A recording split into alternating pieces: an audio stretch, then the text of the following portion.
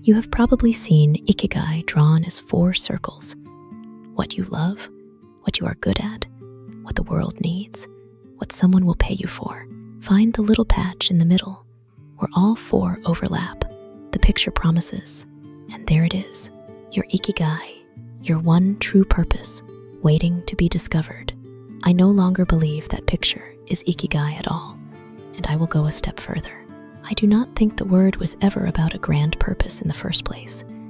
Iki means life, or to be alive. Gai comes from an old word for worth or value. Put them together, and you do not get a destiny. You get something far plainer, a reason to get up in the morning. Not the reason for your entire existence, a reason, a small one, the kind you could have again tomorrow. So before we go anywhere, I want to take that famous diagram and set it down, gently, off to one side, because the people who actually live by this word, in one of the places on Earth where people grow oldest, have almost certainly never seen it. By the end of this, I want you to walk away holding 3 things: what Ikigai really means to the old people of Okinawa, where I am going to take you in a moment, the one quiet study that tied it to a longer life, told to you honestly, without the inflated promises you have heard, and how to find yours by tomorrow morning, without changing one single thing about your circumstances. So stay with me, and if you have something to write with near your chair, this might be a good moment to reach for it. Let me begin with where those 4 circles actually came from, because it is not where you have been told. They did not come from Japan. In 2011, a man in Spain named Andres Zuzunaga drew a diagram about purpose. The word on his page was proposito, his own language for purpose. 4 overlapping circles, and that small overlap in the center, a tidy graphic about finding work that fits a life well. The word Ikigai did not appear on it anywhere. Then, 3 years later, a blogger in Britain named Mark Wynn watched a talk about the long-lived people of Okinawa.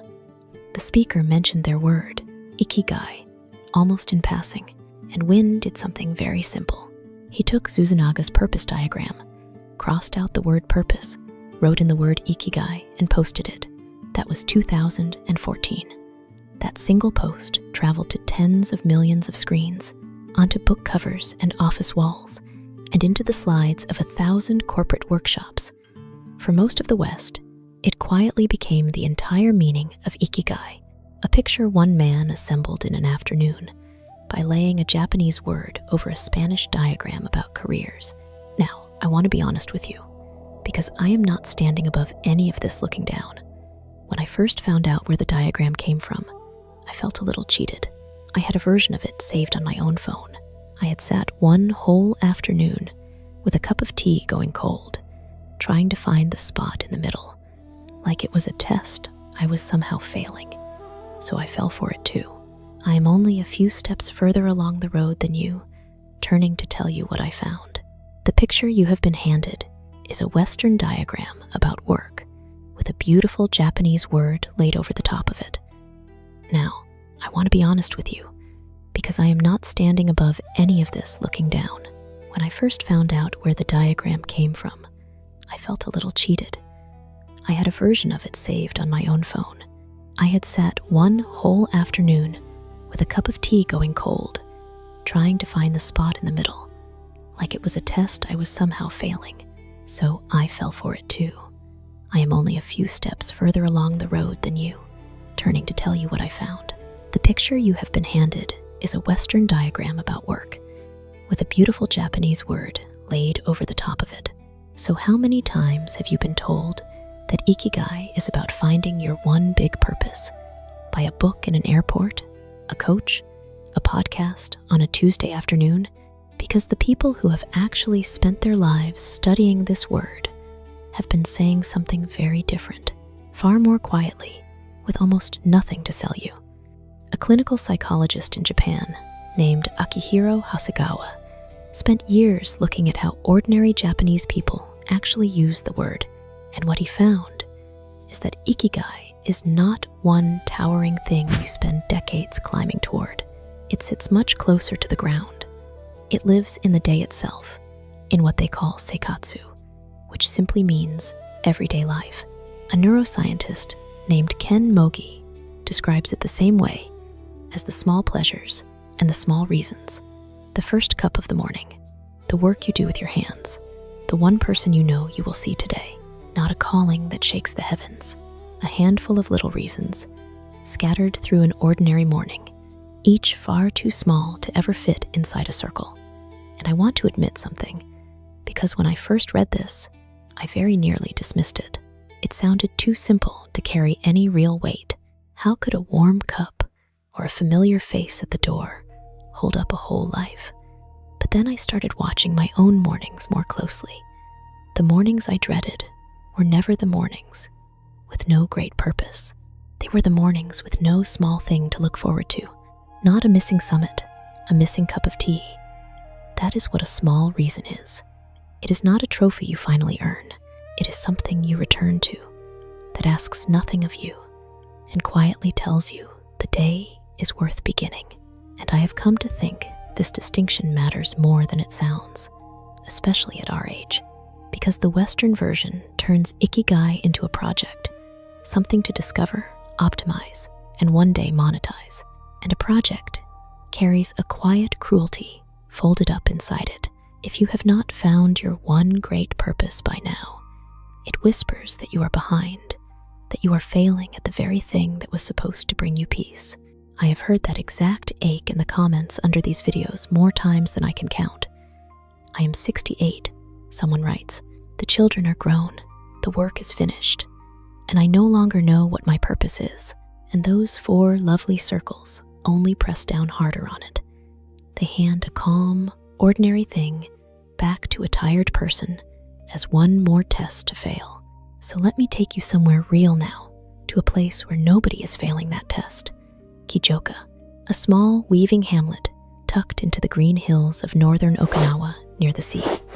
For hundreds of years, the women of this one place have made a cloth that almost nowhere else on earth still makes. They make it from the fiber of a banana plant, not the kind that grows fruit you would eat, but a tall fiber banana the Okinawans call the itobasho, grown for its long inner threads. The cloth is called bashofu, banana fiber cloth, light and cool and faintly golden, and they have been weaving it here since long before anyone thought to draw purpose as a chart. The people of Kijoka kept this craft alive through war, and through the years the plants were nearly all gone, simply because someone got up each morning and sat at the next loom. There is a woman I want you to picture in that hamlet. I will call her Kame, and she is 92. If you walked up her narrow lane and asked her to tell you her one great purpose in life, I honestly do not think she would have a word for the question. She might laugh at you kindly and press a cup of tea into your hands before you could ask again, because her Ikigai is not a concept she would ever name out loud. It is simply what her hands do. In the local Okinawan dialect, there is an even older cousin of this idea, Hari. It is hard to translate cleanly, the way the deepest words always are. The nearest I can carry across is something like life energy, the spark that gets a person moving in the first place. And for Kame, that spark has a very specific shape. It is the loom by her window. The Okinawans have a plain phrase for the work itself too, te shigoto. It simply means handwork, the work of the hands, and Kame's handwork has been the same since she was a girl learning at her mother's side. Watch her morning, because the whole idea is hidden inside it. She is awake before the light is full. She does not reach for a phone, and she does not consult a list. She goes first to the threads. The banana fiber has to be split fine and tied end to end, because each strand is shorter than your arm, and a single bolt of this cloth can need thousands of those tiny knots, everyone tied by hand. Her fingers know the work without being told. They have tied those knots for the better part of 80 years. By the time the sun clears the hill, she has moved to the loom, and the soft clack of the wood begins, slow and even. She is not weaving toward a deadline. She is weaving because that is her reason to have risen at all. Not one part of that morning would fit inside a circle, and not one part of it was ever chosen as a purpose. It simply is her reason, lived out, one thread at a time. That is Ikigai, right there, not the bright center of a diagram. The threads, the loom, and the slow golden cloth growing under her hands. And here is the part of her work that I keep turning over. The cloth she is making will outlast her. A single length of bashofu can take the better part of a year, and Kame knows, with complete calm, that some of the cloth on her loom this morning may be worn by someone after she is gone. That does not trouble her. It is, if anything, part of the reason. Her hands are tying a thread to people she will never meet. When researchers who study the longest-lived communities sat with the very old people of this part of Okinawa and asked them, in their own gentle way, what gets you up in the morning, the answers came back almost embarrassingly small. Tending the next plant, teaching a younger woman the weave before it is lost, catching fish for the family a few times a week, holding a great-grandchild. Not one of them said, find your passion. They named a reason, and the reason was almost always some small, specific thing they would do that very day. And here is where it stops being merely charming and starts being something you can actually measure, because at some point, someone did the unglamorous work of counting. And what struck me most was not how dramatic the study was. It was how small the question was. They did not ask people whether they had found their calling. They asked whether they had a reason. In 2008, researchers at Tohoku University, led by a scientist named Toshimasa Sone, published what is now known as the Osaki study. They asked a very plain question of more than 43,000 Japanese adults in northern Japan. Do you have Ikigai in your life? Yes or no? Then they followed those same people for 7 years. The ones who answered no were more likely to have died by the end. And here I have to be careful and honest with you, because this is exactly where these videos usually overpromise. The gap showed up mostly in heart and circulatory deaths, and in what they carefully called external causes. It did not show up in cancer, and the study cannot tell you that Ikigai is the thing that saved anyone. It can only tell you that the people who had a reason and the people who lived longer turned out to be very much the same people. That is remarkable enough without dressing it up. I am telling you this plainly on purpose, because somewhere you have probably heard that Ikigai adds 7 years to your life, or some confident figure like it. I will not hand you a number like that, because the honest research does not support it, and I would rather you trust me than be impressed by me.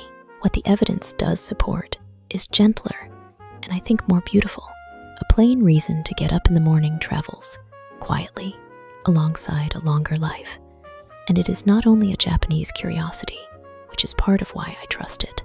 In 2019, in an American medical journal called JAMA Network Open, a team led by a researcher named Alia Alimujang studied nearly 7,000 American adults over the age of 50. They measured a strong sense of purpose in life, and the people who had it were meaningfully less likely to die across the years that followed. 2 continents, 2 completely different sets of people, the same quiet pattern underneath both. And those researchers said one more thing I want you to hold on to, because it is the most hopeful part of all of this. They called a sense of purpose a modifiable thing. That is a careful, scientific way of saying you can add one. It is not fixed at birth, and it is not handed out once in your youth and then gone. You can build a reason back into a life that feels like it has lost the thread, the way Kame would set a fresh strand onto an empty loom. So let me ask you the harder version of that question. Think about the last few mornings you actually wanted to get up. Take a real second with it. Was there a great purpose pulling you out of bed? Or was there just one small thing waiting that you were quietly glad about? A call you were looking forward to? A garden? A grandchild's visit? If you are honest, the thing that lifted you was almost never the summit. It was the small reason close at hand. Now, You might be pushing back at me a little by this point, and you should be. Isn't purpose real? Of course it is. The very studies I just walked you through are about exactly that. A reason, a sense that your days point somewhere. I am not telling you purpose is a myth. I am telling you that you do not find it by drawing a picture and hunting for the spot in the middle of it.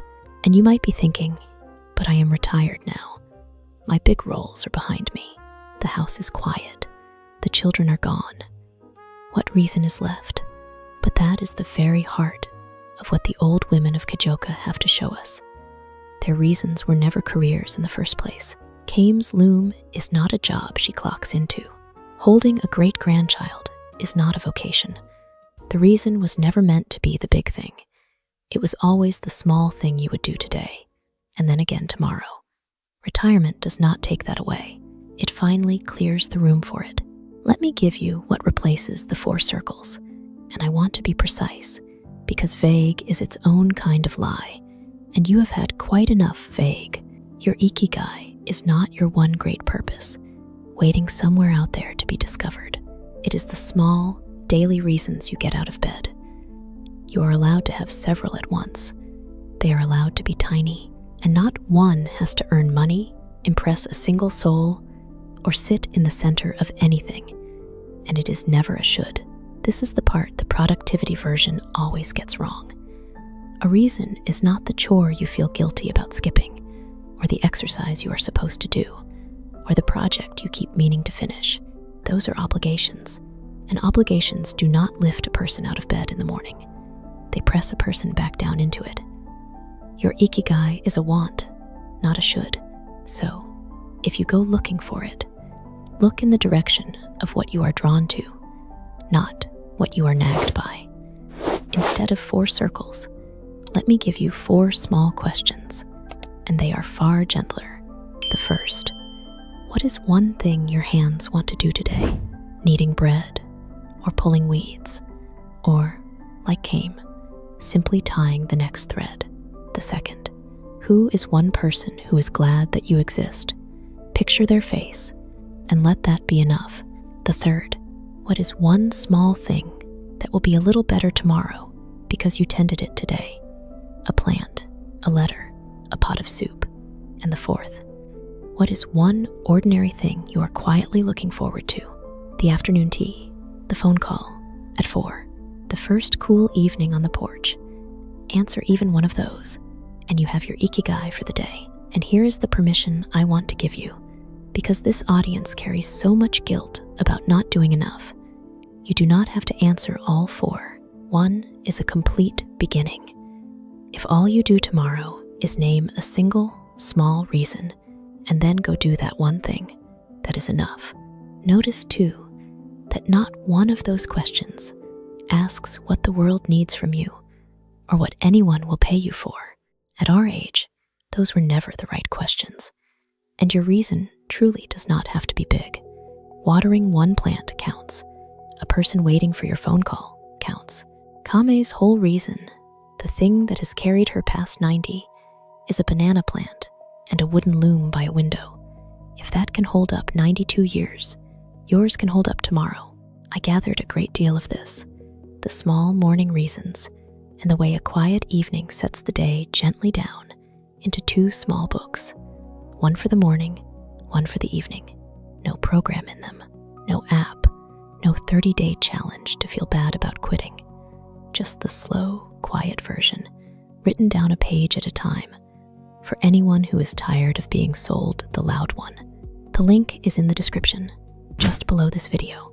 And if you are watching on your television right now, there is a small code on the screen. Hold your phone up to it, and it will open the page for you. No typing at all.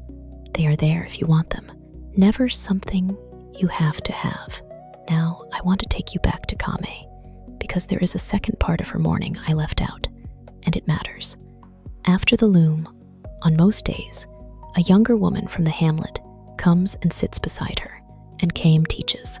She shows her hands how to split the fiber thinner, how to tie the knot so small it nearly disappears into the weave.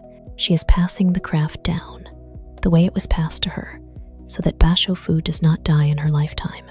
And watching that, I understood something I had been circling all along. One of the quietest and strongest forms of Ikigai is simply being needed by one other person, not by the whole world, by one.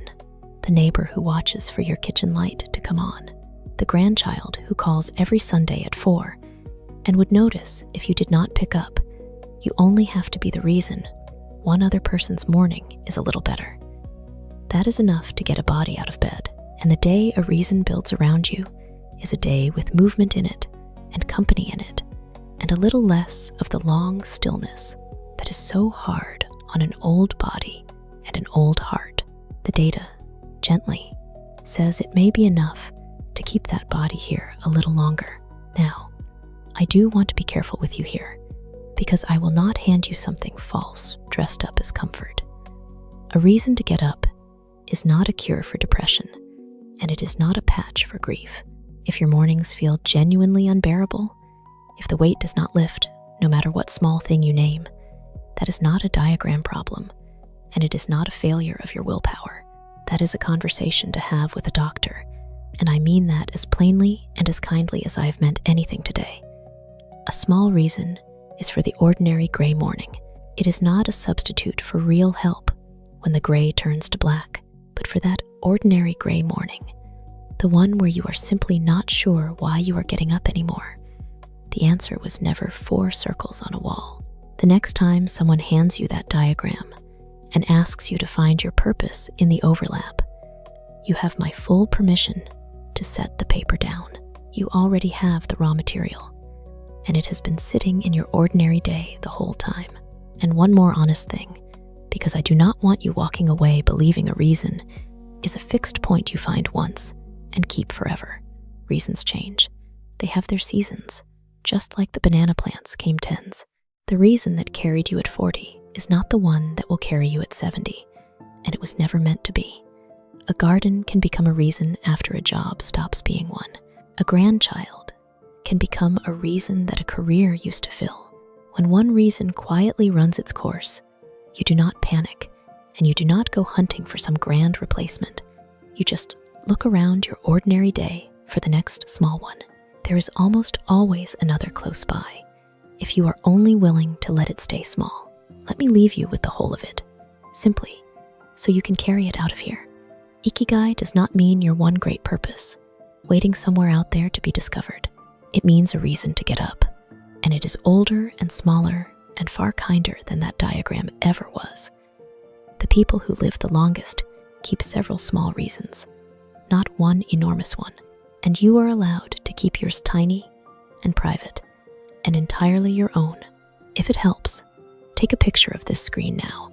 Then, tomorrow morning, before the day asks a single thing of you, do one small thing. Name the one reason you are getting up, out loud. If you live alone, I do this myself, quietly, and it is not silly, and it works. Water the one plant, make the one call, tend the one thing that is yours to tend. That is your Ikigai, and it was never out there to be found. It was only ever waiting in your own ordinary morning. If this is the slower, more honest version you have been looking for, the loud world is not going to hand it to you. So come and sit with us, subscribe to The Slow Way, and I will see you in the next one.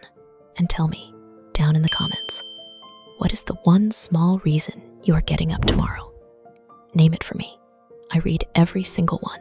Somewhere in Kijoka, the loom clacks once, and a thread of pale gold cloth grows a little longer in the morning light.